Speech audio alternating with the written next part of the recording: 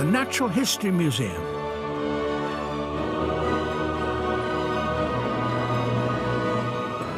One of the most popular of all London's attractions. Sometimes it gets so crowded that it can be quite difficult to see the exhibits as closely as you might wish. Ladies and gentlemen, the museum is going to be closing in 5 minutes, so please make your way towards the exits. Thank you. So it's a great treat if, somehow or other, you can manage to look around when all the other visitors have gone.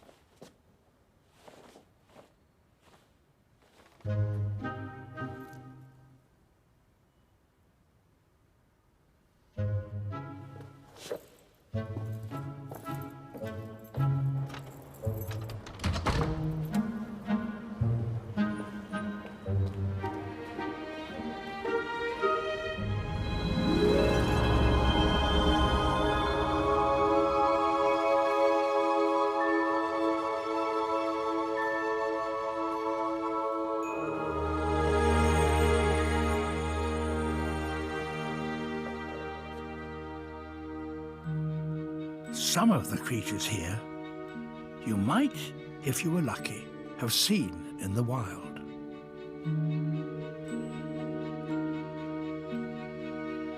But there are certain ancient animals that we'll never see with our own eyes, because they're extinct.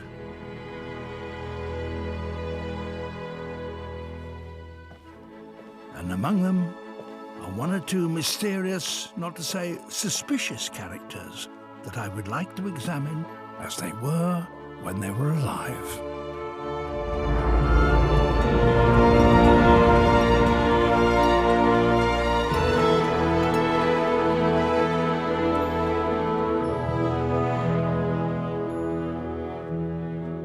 It's a big place. There are 70 million or so specimens here, I'm told.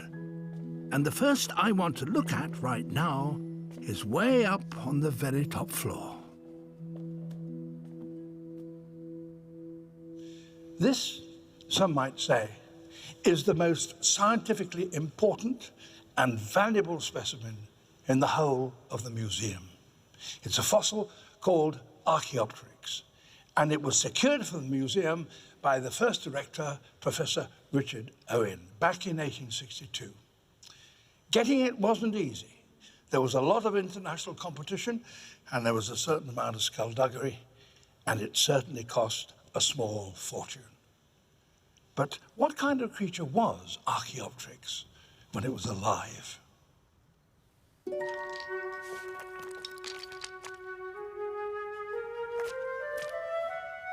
It had two long leg bones, so it must have stood upright.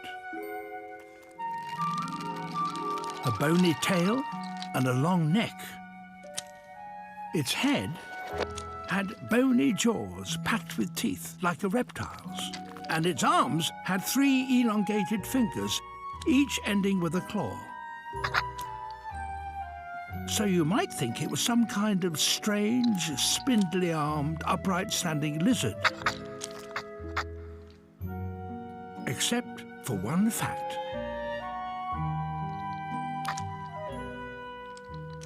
There is evidence of more than just bones on its slab.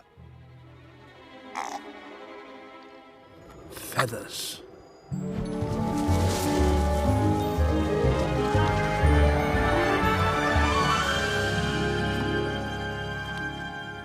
Archaeopteryx lived some 150 million years ago, long before the appearance of true birds. Those feathers on its arms certainly enabled it to glide. But that's not all.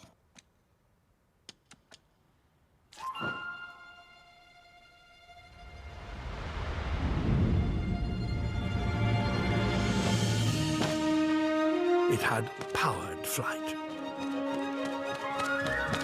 Marks on the bones show that there were enough muscles attached to them to enable it to flap. Not only that, a recent scan of its skull showed that its brain would have given it the senses and reactions that are needed for accurate control in the air. This creature was half reptile, half bird. It was the first proof that in prehistory there were intermediate forms that link the big, very different groups of animals that we know today.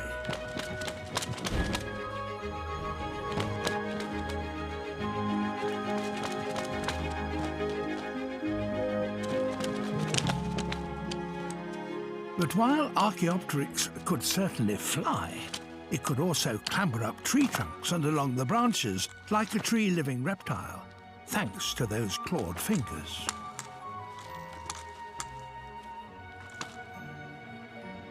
There were insects flying around at that time, and Archaeopteryx's teeth show that it was a hunter.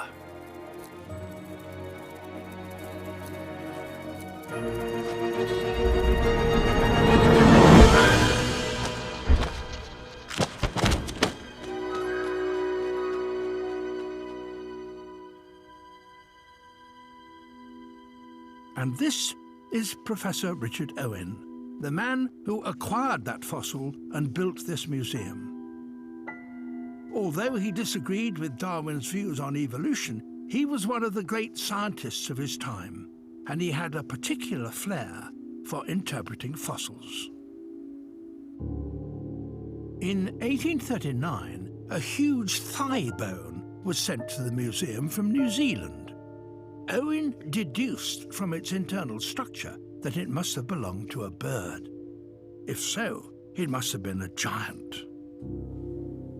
The Maoris of New Zealand had stories of giant flightless birds that had once roamed their islands, but Europeans had dismissed them as myths.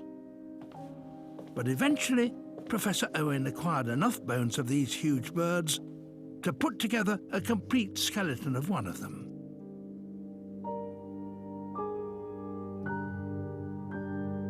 This was no myth.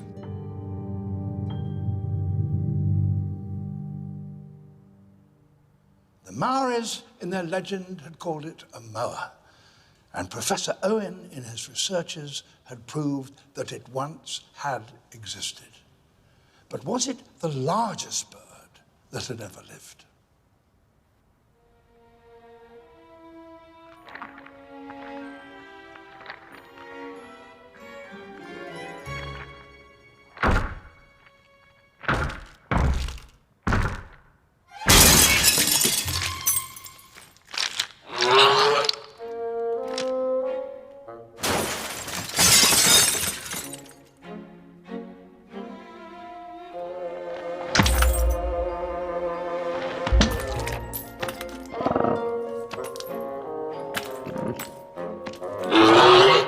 There were several different species of moa, but this one was the biggest. It stands 3 meters tall. But is this really what it looked like when it was alive? You can tell how an animal holds its head from the junction between the skull and its neck. If that is underneath the skull, then its neck would have been upright. But this moa's neck joint is at the back of the skull, so it must have held its neck more horizontally, like this.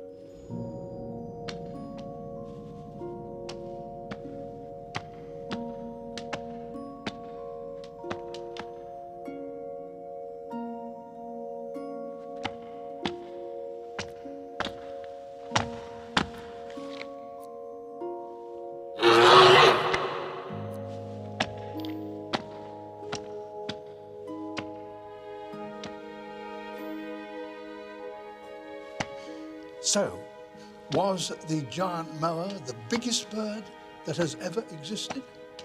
Well, if it craned up its neck, it was almost certainly the tallest.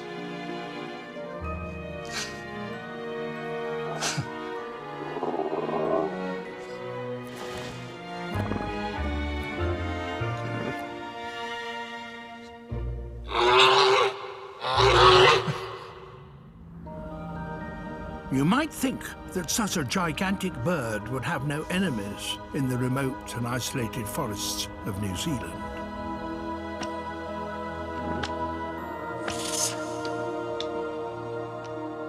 Well, there's also a Maori legend of a huge predatory bird, an eagle, that existed at the same time. And what is more, there are bones to prove it.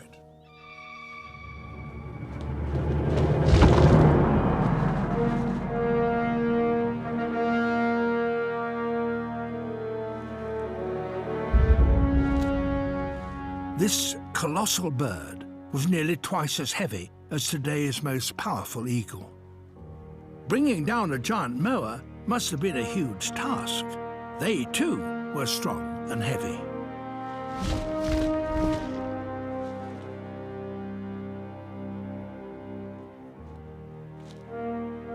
But the eagle had powerful eyesight.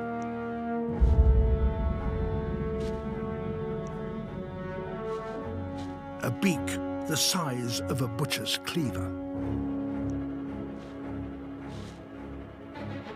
And razor-sharp talons as big as the claws of a tiger.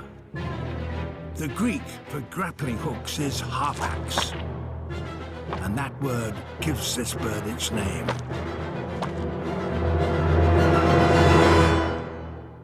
This is Harpagornis.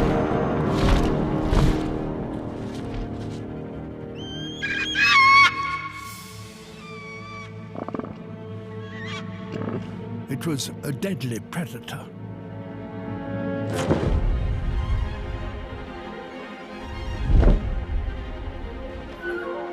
It was the largest eagle that has ever existed.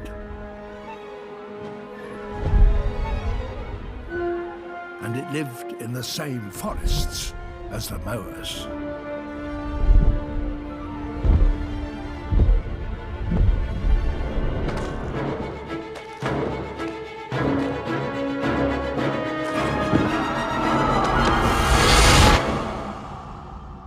We know that Harpagornis preyed on moas because moa skeletons have been found with holes stabbed through their pelvic bones that exactly match the grasp of the eagle's claws. It was probably even strong enough to cling to a moa's back with one foot while it slashed at its victim's neck with the other.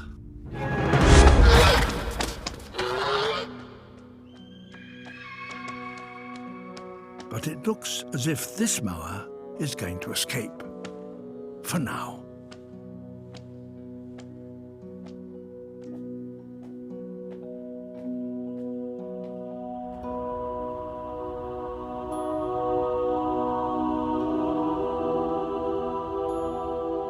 As well as its millions of specimens of animals and plants, the museum also has huge and fascinating archives, scientific journals from all over the world, letters from explorers, even posters and handbills, if they have anything to do with natural history.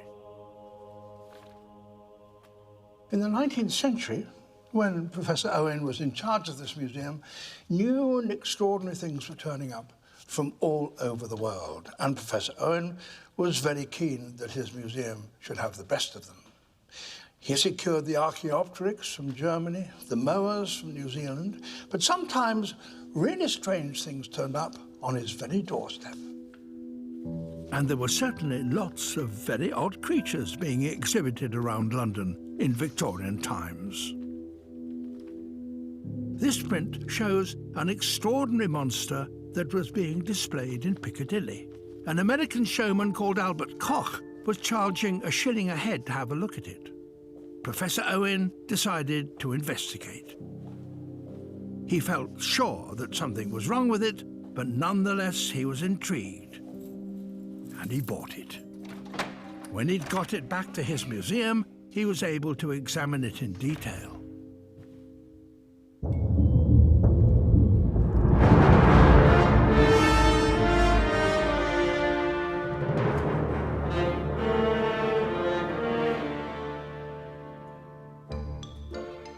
It was certainly gigantic and bigger than anything else he had in his museum at the time.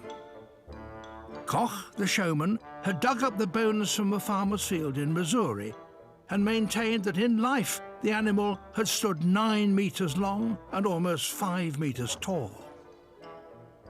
There were claims that this was a fearsome predator that used its extraordinary tusks for stabbing its victims, presumably by swinging its head sideways. Well, I'm sure Professor Owen would have had something to say about that. He must have realized that these blunt, rounded ridges on these huge molar teeth would be very effective at grinding up twigs and fir cones and rough forest vegetation, but they lack the sharp blade that you need to slice through flesh. This is not the jaw of a carnivore. It soon became clear that Koch had increased the size of his monster skeleton by adding extra vertebrae, ribs, and even blocks of wood. The Missouri Leviathan was a fraud. So Owen removed all the extra bits.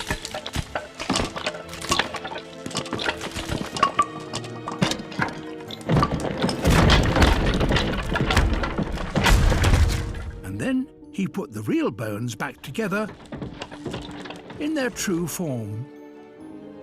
Finally, he detached those astonishing tusks and put them back in the correct way. It seems obvious now, but in life they had pointed in much the same direction as those of a modern elephant.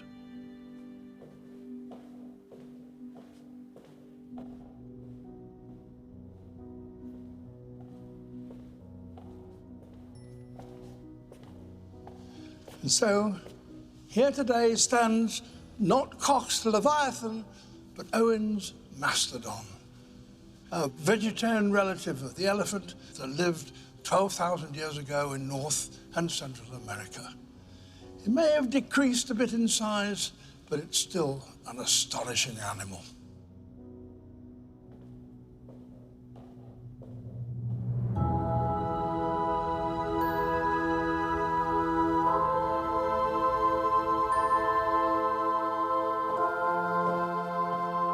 Understanding of the mastodon is a lot more accurate today, thanks to Professor Owen. But it was not the only creature in his museum to be the victim of misrepresentation. This poor old bird is a dodo. It once lived on the island of Mauritius in the Indian Ocean, and it's almost certainly the first animal species that human beings actually exterminated in historic times. And so now we talk about being as dead as a dodo. But in spite of its fame, this one is a fake. Its feathers come from a goose, its feet were modelled on a turkey, and its beak, I suspect, is plaster. The museum can be forgiven because no skin or feathers of the dodo survive. Its image was influenced by pictures like this one, painted by a 17th century Dutch artist, Roland Savory. But he had never seen a living dodo and based his image on accounts by seafarers. I've often wondered whether dodos actually look like that. But unfortunately, they'd all disappeared before anyone could get a good look at them. Until now.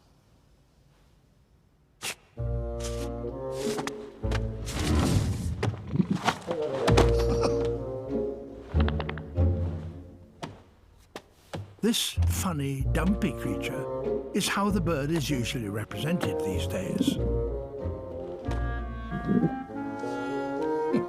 But I've seen quite a lot of flightless birds over the years, and this one doesn't quite ring true. An examination of the way its thighs join its pelvis has shown that in life it actually stood much more upright.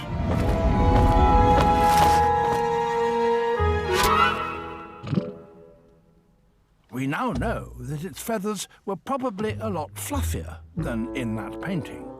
We also now know that it was related to the pigeon, and some experts suggest that it made a pigeon-like call, doo-doo, doo-doo, which gave the bird its name.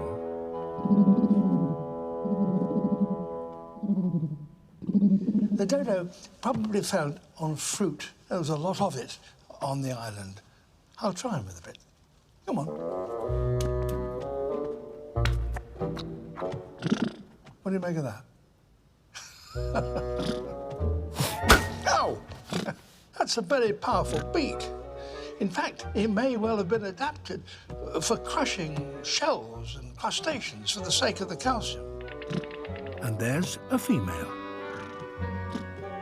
Maybe she is another reason why they had such large beaks to show off with during courtship.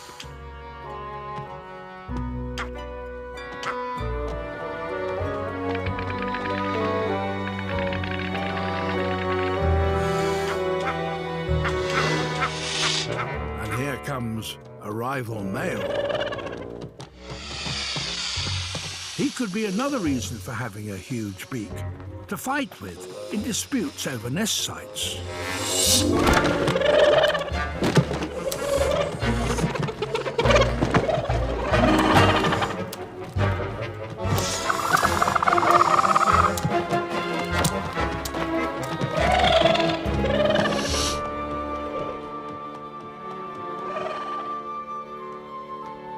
Until now, no one has ever seen a dodo egg, so no one knows how big it was.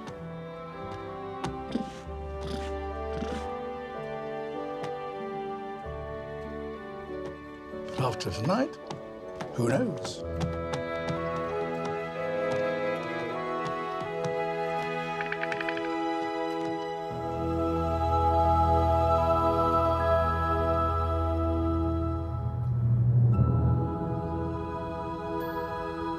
Science has revealed the truth behind many a myth and discovered some creatures that are so odd as to be scarcely believable. But there is one story that is still remarkably persistent. Back in 1951, a famous Himalayan explorer and mountaineer, Eric Shipton, came across some footprints across a high snowfield that looked as if they'd been made by some kind of giant ape. Shipton's Sherpa companions had no doubt about what had made them. A yeti, an abominable snowman. Well, there is one small, insignificant-looking specimen in the storage vaults down here that could perhaps explain those prints. It was found in a shop in Hong Kong that sold Chinese traditional medicines.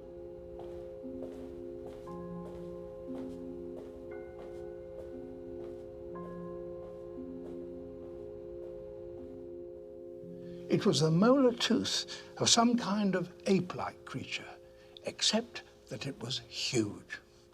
The museum has only got a fragment. This is it. But here's a cast of a complete one, and it's 6 times the size of one of ours. It was given the name Gigantopithecus, a giant ape. After that discovery, 1 or 2 more teeth were discovered, but nothing much until eventually a piece of the lower jaw was found. The original is now in America. This is a cast, but here is the lower jaw. If this animal had a skull with the same proportions as those of a gorilla, its complete skull would have been this big. This was a true monster.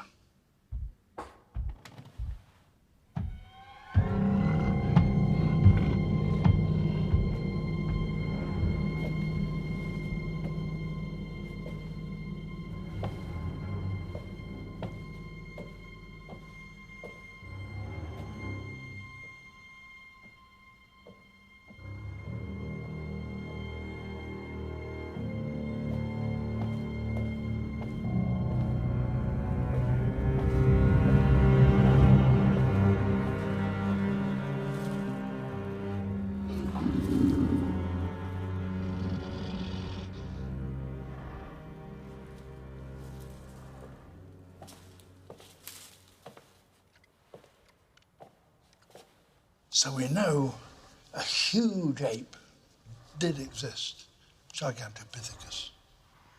He could well have stood 3 meters tall, in which case it would have been 8 times as heavy as I am. And if you're as heavy as that, you don't spend much time climbing in trees because they won't support you. So the likelihood is that his arms are quite short and he walked upright. He was bipedal. Get out of the way.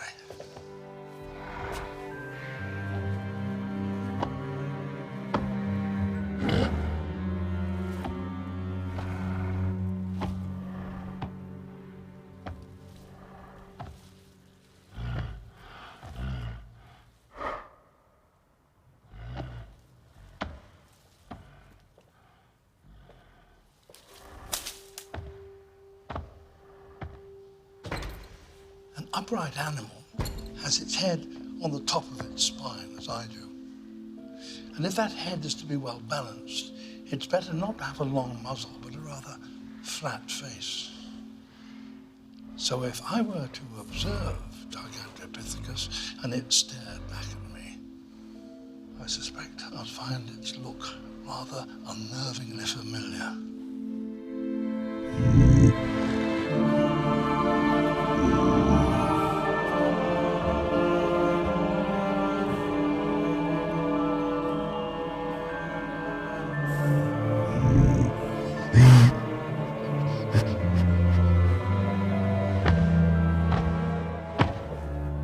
Gigantopithecus is commonly thought to have died out several 100,000 years ago. But sightings of the Yeti continue to be reported.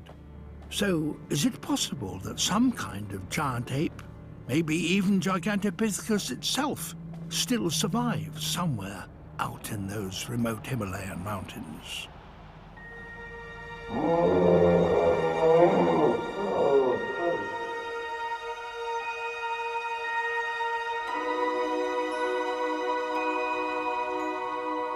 The Gigantopithecus tooth isn't the only intriguing specimen down here in the storerooms.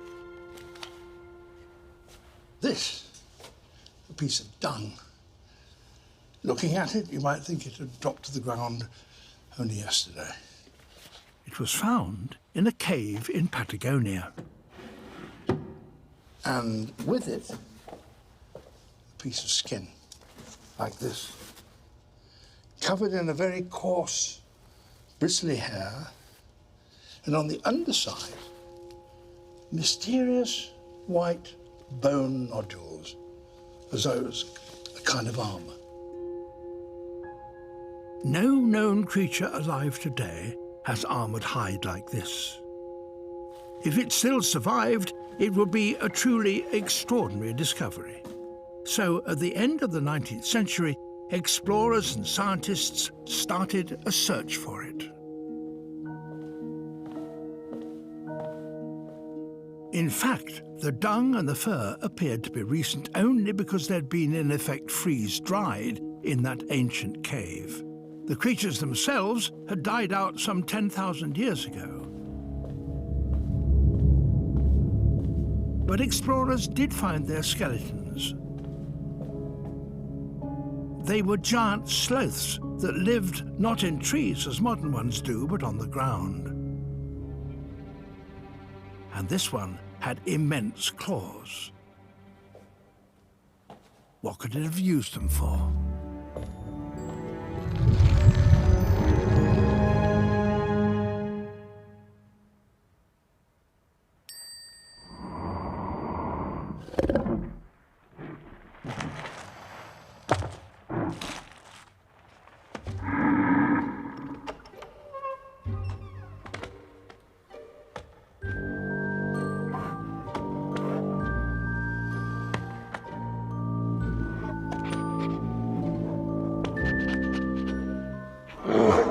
these ground sloths probably spent most of their time on all fours, but nonetheless they were perfectly capable of rearing up on their hind legs. And when they did that, they probably stood about 3 meters tall, which is as tall as a grizzly bear, if not taller.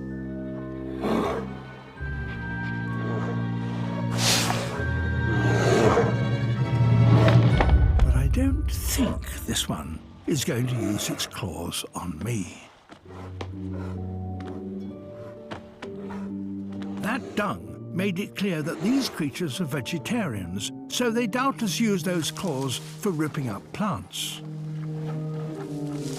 But it's been discovered recently that they use them for something else as well.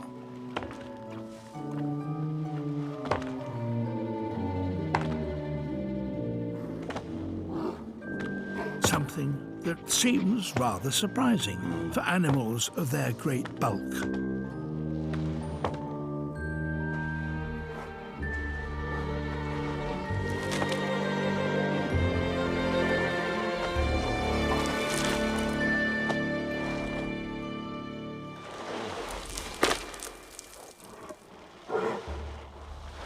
They dug burrows.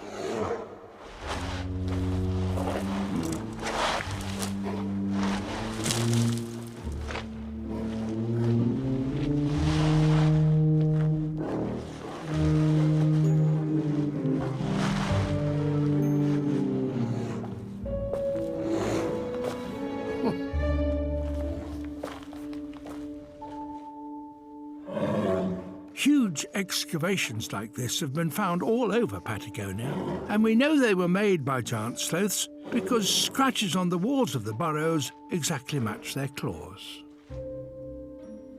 Such immense burrows must have been excellent places to take refuge. And the giant sloths may well have had need of them, because there was a truly ferocious predator living alongside them.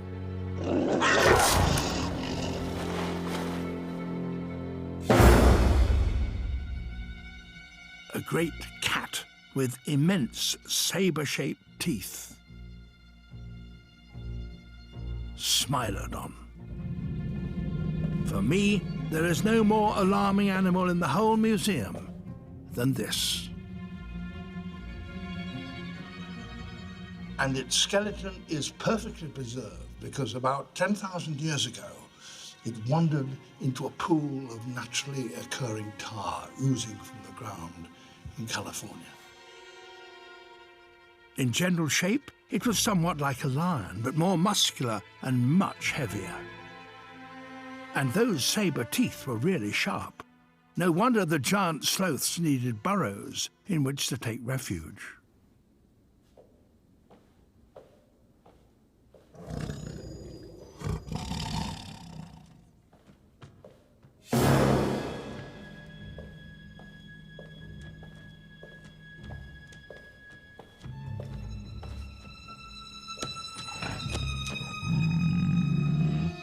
You might think that Smilodon would have caught its prey as a lion often does, by chasing it, leaping on it at speed, and then throttling it, suffocating it with a bite to the neck.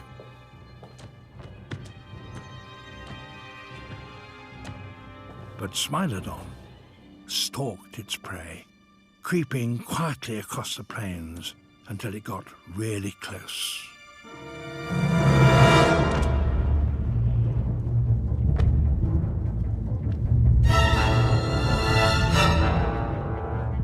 Then it pounced.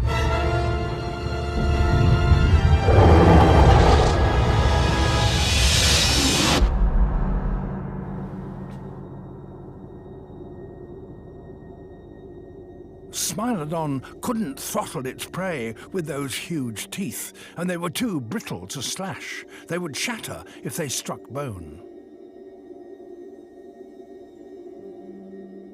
Instead, the animal would have first used its great weight to pin down its victim. Then it would have used its sabers like blades to slice open the soft flesh of its victim's throat. But these terrifying hunters had a rather touching side to their characters.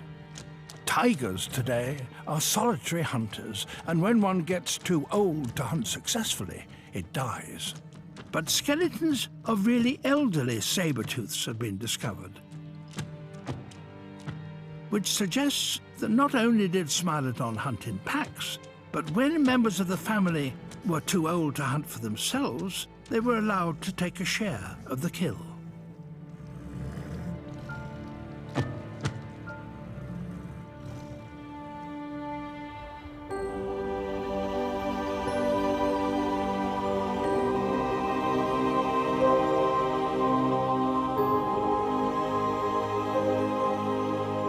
The museum is full of creatures that appear terrifying, but which no doubt, if you knew them better, would prove to have quite a charming side to their characters. But there is one here that would, I think, chill everyone's blood.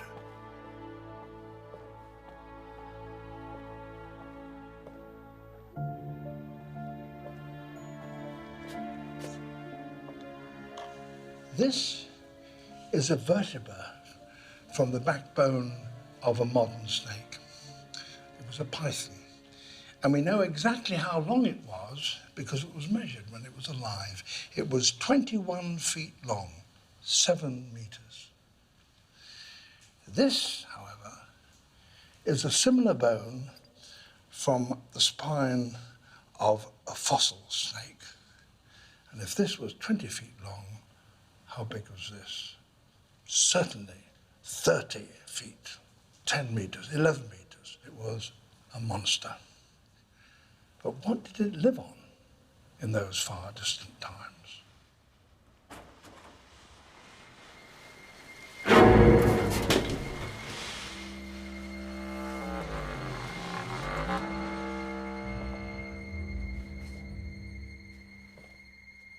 Maybe if I follow it, I'll find out what it ate.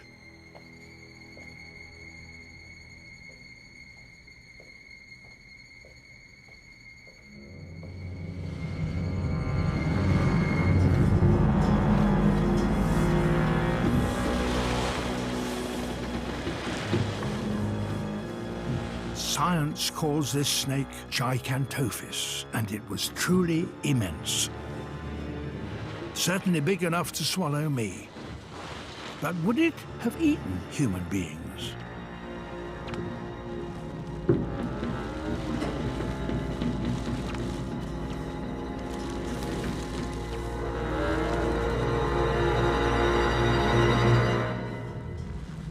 It might well have done if we had both been around at the same time, but it lived 40 million years ago and had become extinct long before human beings appeared on Earth.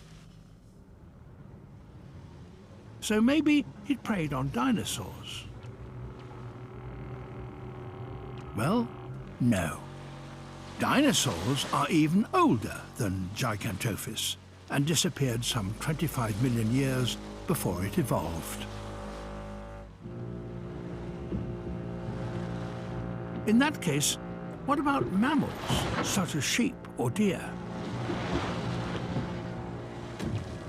No, at least not modern mammals like these. The early mammals were rather different from the kinds we know today.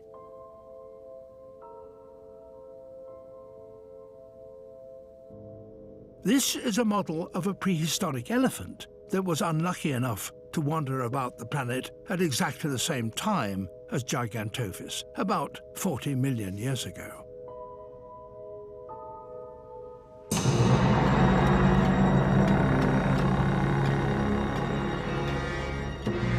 But how could Gigantophis tackle one of these?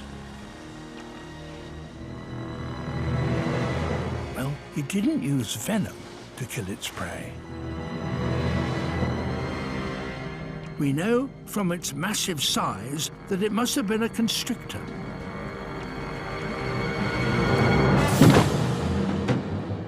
Constrictors, having seized an animal with their jaws, wrap their coils around their prey and squeeze so hard they stop their victim's heart and it dies within a few minutes.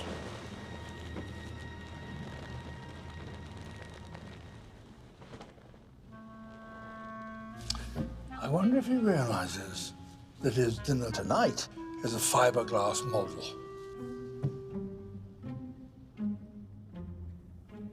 I'll leave him to it.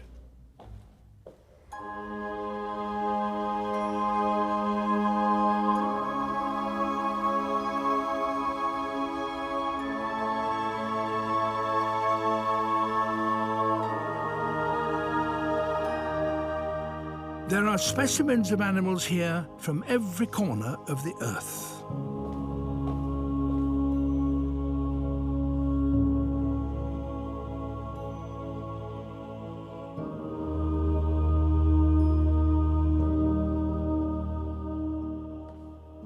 But it was much closer to home, on the south coast in Dorset, that a group of amateur Victorian fossil hunters discovered these amazing fossilized creatures.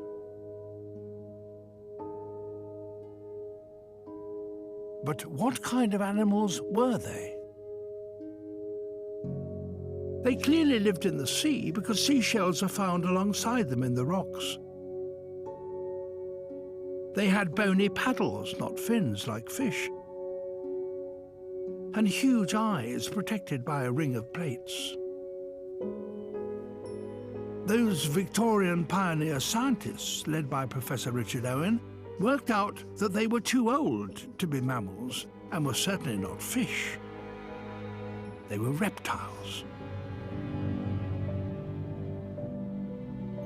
Owen and his friends called them ichthyosaurs, fish lizards.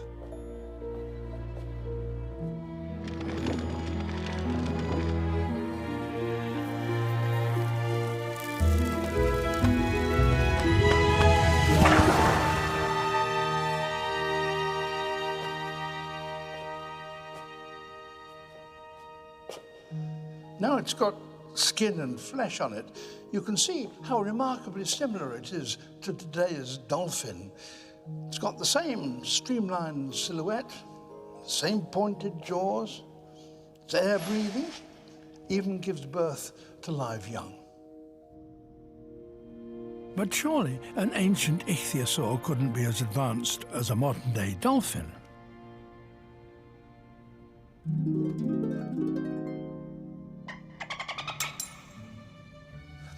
Or could it?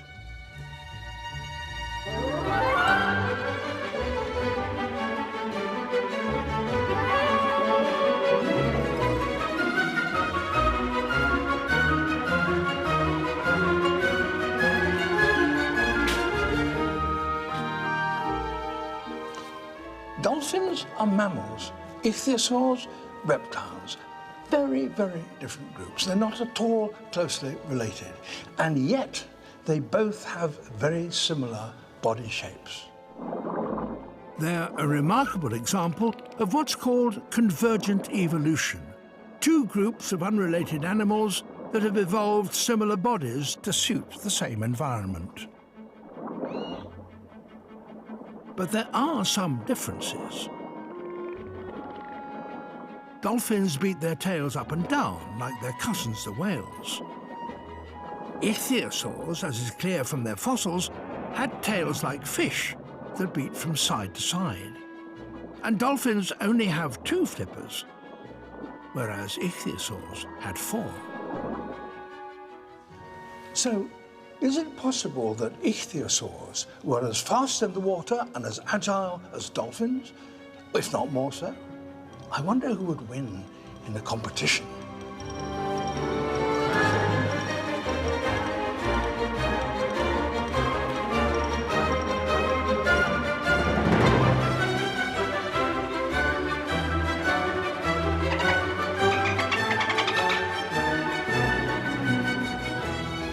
One kind of dolphin, spinners, can leap from the surface of the water and spin in the air.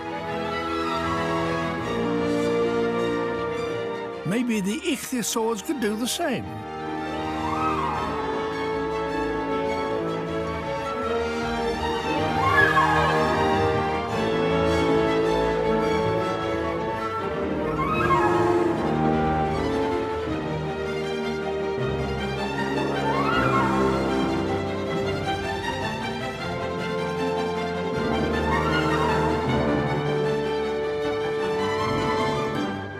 We know that ichthyosaurs lived and evolved on this planet for many millions of years more than dolphins have done so far.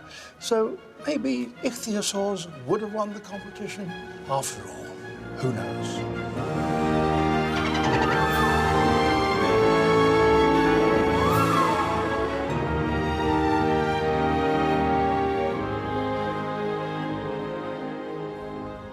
While the ichthyosaurs and other marine reptiles ruled the seas 150 million years ago, another group of reptiles dominated the land. They lived long before big mammals, let alone human beings. There were hundreds, probably thousands of different kinds, and they came in all shapes and sizes. They are perhaps the most famous and dramatic of all prehistoric creatures, and they were first identified and named here in Britain. They were the dinosaurs. Thousands of people come here every day to look at their amazing skeletons and to imagine what they must have looked like and sounded like when they were alive.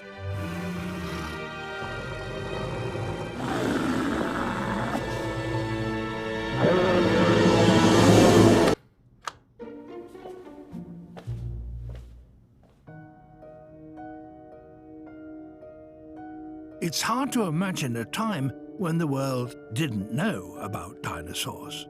But until relatively recently, nobody knew they had ever existed, let alone that they once ruled the world. The story of their discovery starts in the 1820s, when a doctor named Gideon Mantell, living on the south coast of England in Sussex, picked up something odd in a sandstone quarry. And this is what he found.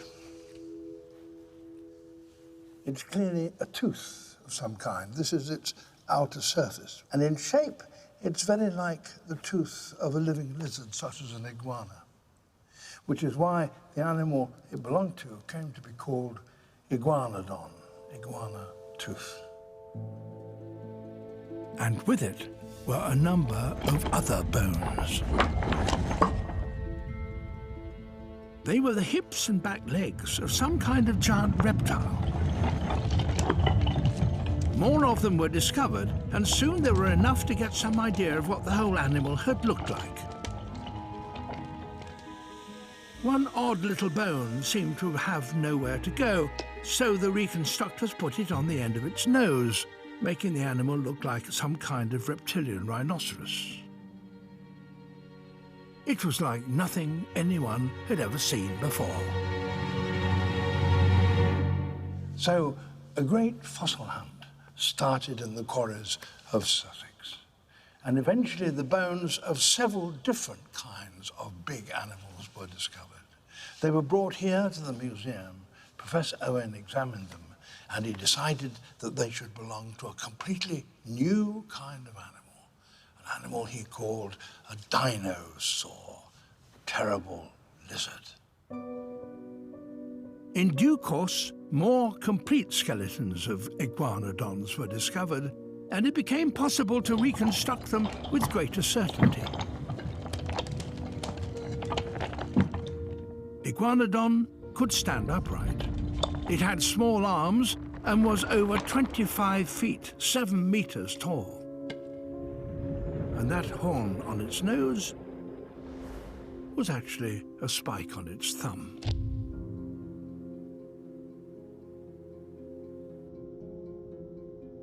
Before long, new and even bigger species were being unearthed all over the world, from the instantly recognizable three-horned Triceratops to the sensational Tyrannosaurus rex. These astounding beasts have inspired and captivated not only scientists, but writers, artists, and filmmakers for almost 2 centuries. But it was Professor Owen here in the Natural History Museum, who first identified them. And his work has been continued here ever since.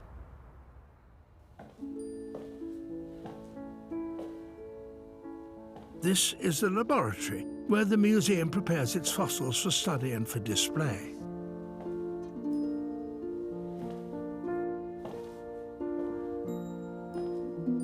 It's here that they painstakingly remove the excess rock to reveal the fossils in all their extraordinary detail.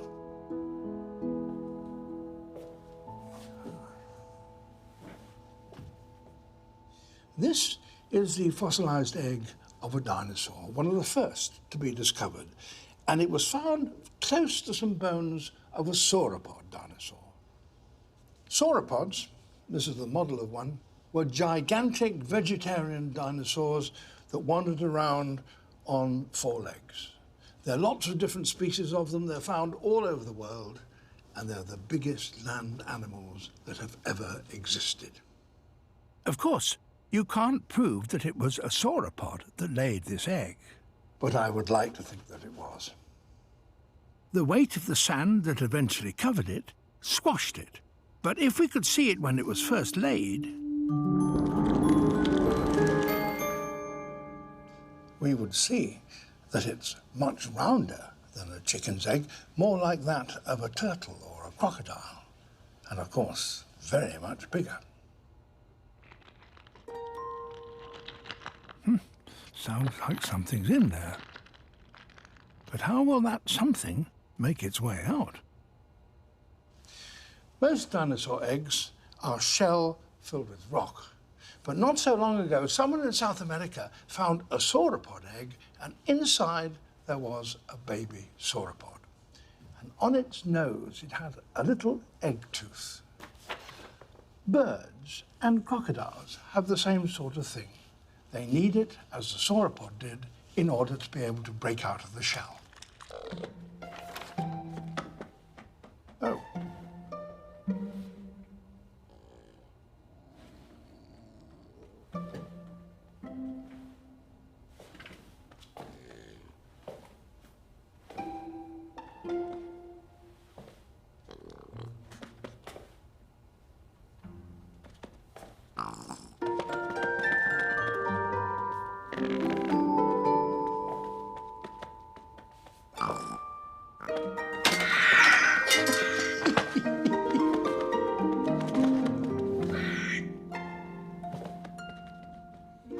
We know that baby sauropods were very small and left their nests very early, perhaps to avoid being trampled upon by their huge mothers.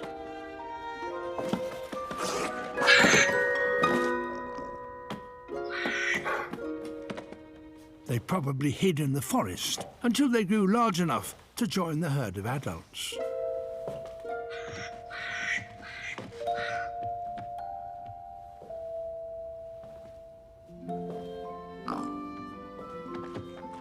Hello. Well, this is just one leg bone of a fully grown sauropod. So you can see this little fellow has got quite a lot of growing to do over the next few years.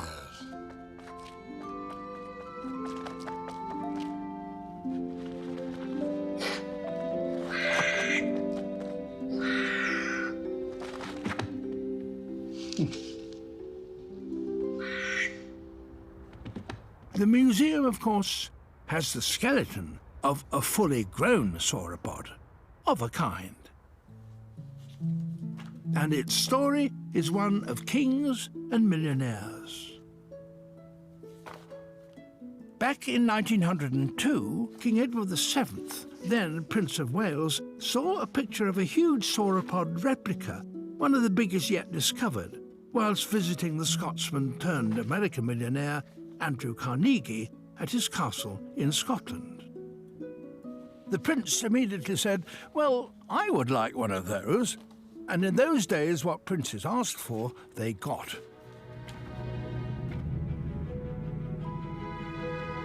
And so, in due course, another replica turned up right here in the Natural History Museum.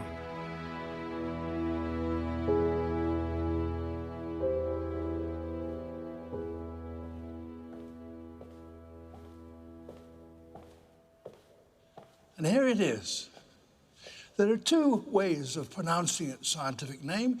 It's either Diplodocus or Diplodocus. Either way, it's a bit of a mouthful. So I'm going to use the nickname that is commonly used around here. This is Dippy. And what's more, although there's no way of being sure whether it was male or female, I'm going to assume that Dippy was female. But what did Dippy look like when she was alive? This strangely shaped fragment of a dinosaur called Edmontosaurus was mummified before it was fossilized. So not only the bones, but the skin was almost perfectly preserved. And it was covered in small scales. They didn't overlap like those of a lizard, but formed a close-fitting mosaic. Maybe Dippy was like that too. But what about her colour? My suspicion is that Dippy, like many large mammals today, such as elephants or rhinoceros, was a general all-over neutral plain colour. So if we add a little bit of skin and flesh, we can get some idea of what she actually looked like.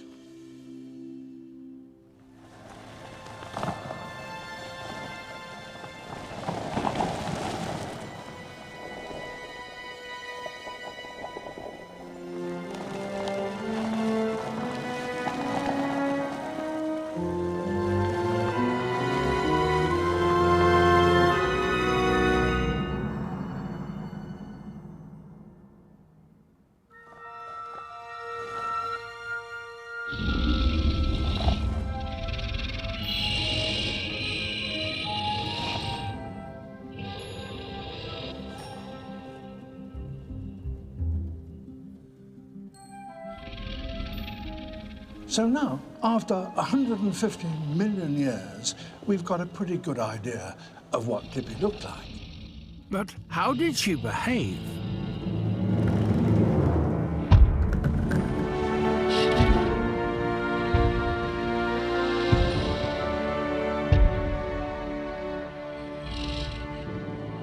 Well, animals her size and weight must have moved in a rather ponderous way. And in any case, since she was a vegetarian, as we know from her teeth, she had no need to be speedy to get her food. But it's the tiny bones in Dippy's inner ear that can give us a clue as to what she sounded like. These little bones are basically the same shape as that of the dinosaur's closest relatives, birds. The range of sounds a bird hears is related to its size. A small bird makes and hears high-pitched sounds, whereas large birds communicate with low-pitched sounds. So huge Dippy, with her inner ear bones shaped like those of a bird, could probably hear very low-pitched frequencies of sound. And she could probably make them, too.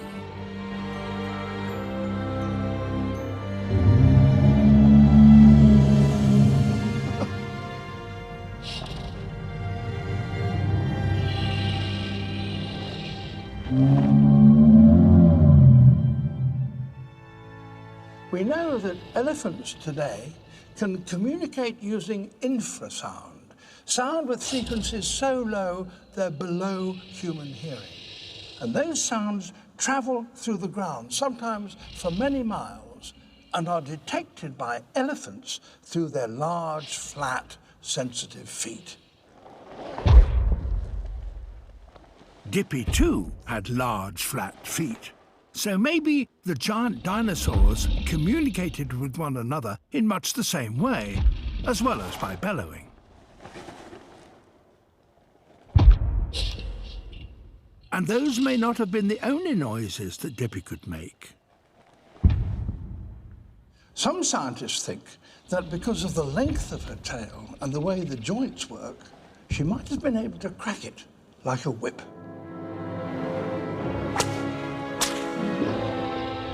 The muscular strength that enabled her to hold her tail above the ground meant that she could, if necessary, use it as a weapon.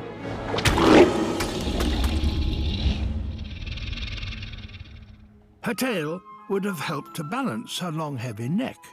But why was that so long? It used to be thought that she lived in rivers and needed her neck to break the surface in order to breathe. But that can't have been true, because if her body was submerged, the pressure of the water would have crushed her lungs. The most likely explanation seems to be that her huge neck helped her reach vast quantities of leaves. Sweeping it from side to side, she could cover a larger grazing area. She could also push her head between forest trees to reach ferns and other ground vegetation. But in order to reach the highest, most succulent leaves in the forest, it seems likely that Dippy would have reared up on her hind legs. Come on, Dippy. Breakfast. Come on.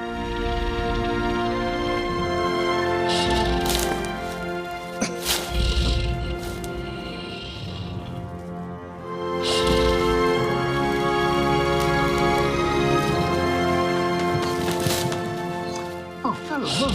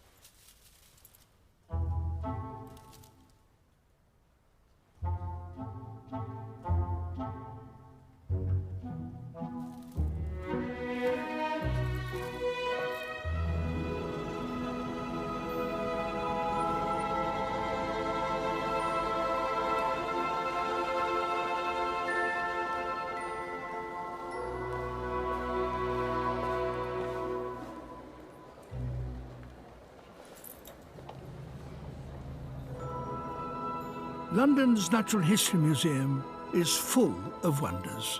It's a place where we can get a vivid idea of the great variety of life that inhabits our planet both today and in the past, especially after a night like that.